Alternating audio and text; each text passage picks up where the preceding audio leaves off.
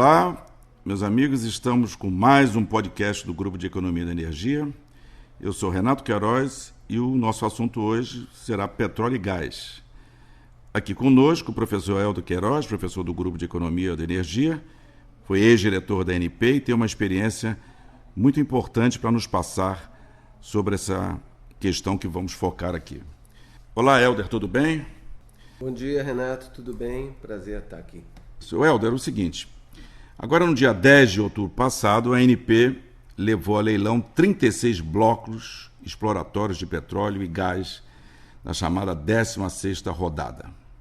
Teve uma boa arrecadação, o mercado aponta, e a ANP aponta que foi um recorde de arrecadação, quase 9 bilhões de reais, anunciado como recorde, e me parece que o outro valor alto foi a 15ª, com em torno de 8 bilhões, etc. Então, foi algo interessante que chamou a atenção. Ali também que eram 17 empresas inscritas, apenas 2 brasileiras, né? A Petrobras e a Queiroz Galvão, e as demais foram estrangeiras. Então, eu gostaria que você falasse um pouco sobre esse leilão, se você acha que foi um sucesso, o Brasil está no bom caminho, foi positivo, expectativa de investimento, enfim. Inicialmente, queremos saber sobre a 16ª, a sua avaliação. Se a gente puder fazer um balanço dessa 16ª rodada, como você já apontou, foi uma rodada muito bem sucedida, né? Não só pelo valor recorde, mas também porque teve uma participação importante de um grande número de empresas diferentes da Petrobras, né? No passado, a gente atribuía um sucesso do leilão quando a Petrobras, na verdade, acabava tendo uma participação majoritária, as demais empresas uma participação menor. Dessa vez aconteceu o contrário, né? A gente teve a presença importante de diferentes operadores e empresas consorciadas como vencedoras dos principais blocos. A Petrobras, inclusive, no bloco que foi o mais disputado, apesar dela ter ofertado um valor de bônus de assinatura um pouquinho maior, ela perdeu a área em função do segundo critério, além do bônus de assinatura, né, que é esse valor pago pelo bloco, que foi o compromisso que se tem no programa de exploratório mínimo. As empresas também se comprometem a investir ao longo do período de exploração, e isso representa um número de pontos que fez com que, nesse bloco em especial, a Petrobras não fosse ganhadora. Então foi um resultado muito interessante, mostra que o setor de upstream no Brasil tem revelado uma atratividade importante, as fronteiras de exploração em águas profundas e ultraprofundas mostram que o Brasil realmente se tornou um país offshore, né?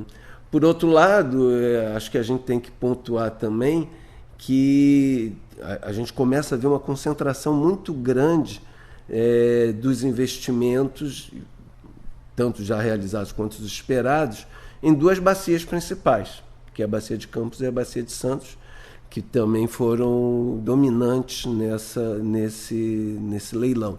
Então, por um lado é bom, acho que a gente está buscando as oportunidades de investimento em bacias que têm se revelado promissoras, onde os modelos de interpretação geológica têm estimulado as empresas a continuarem seus investimentos nessa área, mas, por outro lado, também aquela ideia de diversificação das áreas de exploração, ela tem ficado um pouco comprometida, muito embora as áreas que não tenham sido licitadas, arrematadas, possam vir a ficar naquilo que a gente chama hoje de oferta permanente.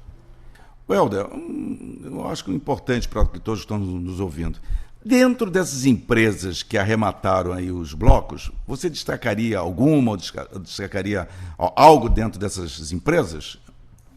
Então, acho que foi confirmado o interesse das grandes empresas que já estavam, como Shell, Exxon, etc. Também a gente teve a presença, dessa vez significativa, da empresa do Catar, da QPI, e talvez o que tenha sido o aspecto mais saliente dessa rodada ter sido a participação da Petronas, a empresa da Malásia, que já vinha demonstrando interesse de fincar bases no Brasil e que agora a Rematoárias vai poder atuar como operadora efetivamente. Então isso é muito bom, porque é mais uma empresa que vai movimentar todo o ambiente de negócios que cerca tanto a fase de exploração como, tendo sucesso, depois o desenvolvimento da produção. Mas, Helder, foram oferecidos 36 blocos. Nem todos, como você falou, foram ofertados. E assim mesmo considerado um sucesso pelo valor que foi e tal. Mas será que a parte que não foi ofertada não tem relação também com o litoral lá nordestino, que tem abrolhos? Isso aí já deu uma questão ambiental, uma discussão antes. E isso também pode ter afastado um pouco os ofertantes, porque como é que isso vai ser depois? Se eu tenho problemas de ações ambientais, será que também não é essa a questão? Quer dizer, você acha que Abrolhos e aquela região ali pode ter ainda, continuar a ter problemas para novas explorações? Isso que você comentou é muito importante, né? As bacias de Campos e Santos são bacias hoje largamente conhecidas, com muitos investimentos, etc. As bacias no Nordeste, principalmente Camamu, Almada e a proximidade da região de Abrolhos, são bacias ainda muito menos exploradas e, efetivamente, tem questões associadas à obtenção de licença ambiental que não estão resolvidas, né? Então, o investidor, entre colocar dinheiro numa área conhecida de alta produtividade esperada, que são as bacias de Campos e Santos hoje, e colocar recursos numa área onde ele poderá vir a ter problemas de obtenção de licença, de eventuais processos de judicialização, etc., ele obviamente vai estar optando por áreas onde as questões que cercam a dimensão ambiental já estão mais bem tratadas do que em áreas como essa que você comentou, né? Então, efetivamente, há aí ainda um problema, né? E acho que daqui para frente não vai ser surpresa se outros leilões nessa área continuarem a dar vazios, né? Como a gente diz no jargão dos leilões. Bom, agora, ainda em 2019, a ANP já sinaliza, já divulgou que nós vamos ter mais 2 rodadas. Engraçado que são dias até perto, um dia após o outro. No dia 6 de novembro, vão ter a discutida rodada do excedente da cessão onerosa, que eu queria até que você falasse um pouco o que é isso, excedente da cessão onerosa, e me parece também sobre o regime de partilha de produção. Há uma grande expectativa do mercado, o próprio mundo político também se movimentou muito para ter parte deste quinhão, dessa cessão onerosa, é uma outra questão, mas a questão específica da energética é que vão ser ofertadas áreas de desenvolvimento em vários locais da cessão onerosa, e aí eu volto a dizer que há uma expectativa muito grande do mercado e uma contestação até de muitos grupos nacionalistas, porque isso é um ponto, vamos dizer, nevrálgico de uma mudança de visão política. Mas eu gostaria mesmo que você falasse sobre a rodada dessa cessão onerosa. Depois vamos falar também sobre, logo o dia após, tem uma outra, que é a 6ª rodada de partilha de produção, que lá já no polígono, como chamam no jargão, do pré-sal. Mas vamos começar sobre você falar sobre essa rodada de excedente da cessão onerosa. Qual é a sua avaliação e a expectativa e o que é realmente isso? De fato, vai ocorrer no dia 6 e 7 de novembro, até para manter mobilizado, né, as equipes das empresas interessadas, né? Essa é uma oportunidade até da gente explicar um pouquinho melhor a questão da cessão onerosa e do excedente da cessão onerosa. Lá em 2010, no âmbito da aprovação do regime de partilha e também do processo de capitalização que ocorreu naquela época da Petrobras, foi estabelecido que uma determinada área fosse autorizada a Petrobras a explorar sem licitação. E aí se estimou um volume, que ainda era desconhecido, de petróleo bruto, que atingiria 5 bilhões de barris, em troca, inclusive, da operação, né, de ações no âmbito do processo de capitalização. Ao longo do processo de exploração que veio nos anos seguintes, o que acabou acontecendo é que essa área se revelou ainda mais interessante do que aquele volume estimado de 5 bilhões de barris. Então, tudo aquilo que ultrapassou esses 5 bilhões, pode atingir até 20 bilhões de barris, é um excedente desse contrato, portanto, que era um contrato chamado de cessão onerosa e que agora vai ser licitado. Essa é uma área onde o risco é muito menor, por isso são chamadas áreas de desenvolvimento, não são áreas de exploração, né? Hoje você já tem uma certeza muito grande de volumes, né, de probabilidade desses volumes que a gente mencionou de petróleo, daí esse valor importante que está sendo esperado, da ordem de uma centena de bilhões de reais. A característica do contrato de partilha, que é onde, no regime que vão ser feitas as 2 rodadas agora, é que no contrato de partilha o bônus de assinatura é um bônus fixo, né? Então, por isso se espera que, se as áreas realmente forem arrematadas, a gente terá esse valor já que reverterá depois para a União com uma importantíssima contribuição para a questão fiscal hoje no Brasil e para você poder fechar as contas com um déficit um pouco menor, né? Ao contrário do contrato de concessão, onde a empresa ela arremata a área, né? E o que decide se uma empresa é ganhadora ou não é ou o programa exploratório, é a combinação, melhor dizendo, do programa exploratório com o valor que ela oferta em matéria de bônus.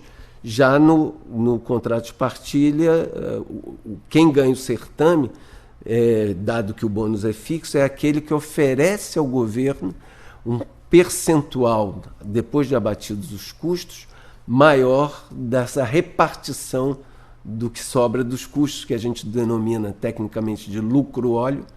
Então, desse lucro-óleo, a empresa que oferece à União um maior percentual dessa partilha, portanto, desse lucro, ela vence o certame. Então, por exemplo, se eu estiver disputando com você, Renato, uma área, se eu oferto 45% e você oferta 65% de partilha desse lucro-óleo para o governo, então você vai ser o vencedor do certame. Agora, a característica particular do excedente de cessão onerosa, portanto, é que são áreas já conhecidas, com poços perfurados e portanto, com volumes de óleo com uma probabilidade de conhecimento muito maior, ao passo que no dia seguinte, no dia 7 de novembro, a gente vai ter uma rodada de partilha tradicional para risco exploratório, né? Então, aí, nesse caso, os bônus, evidentemente, são um pouco menores do que comparados com o chamado mega leilão do excedente de cessão onerosa.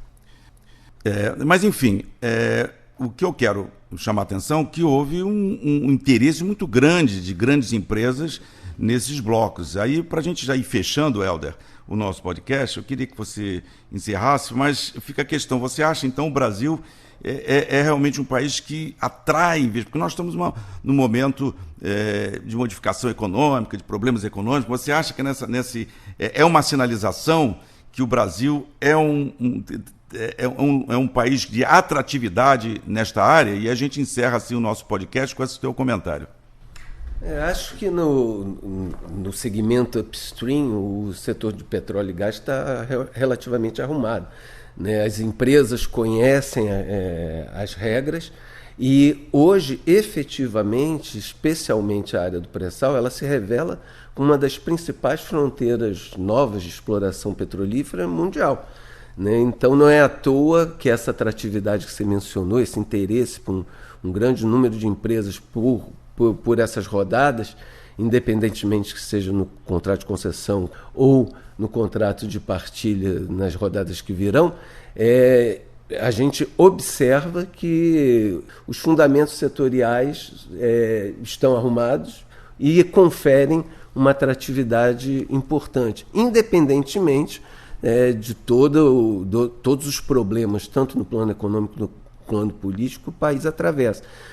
Para isso a gente deve lembrar que o ciclo é sempre muito longo de exploração, né? Então as empresas obviamente sabem que o país atravessa um momento delicado, crítico, complexo, tanto no plano, como eu já falei, político como econômico, mas elas vislumbram num horizonte de uma década pelo menos, que é o tempo desse ciclo, desde a exploração até a comercialização do óleo, caso se tenha sucesso.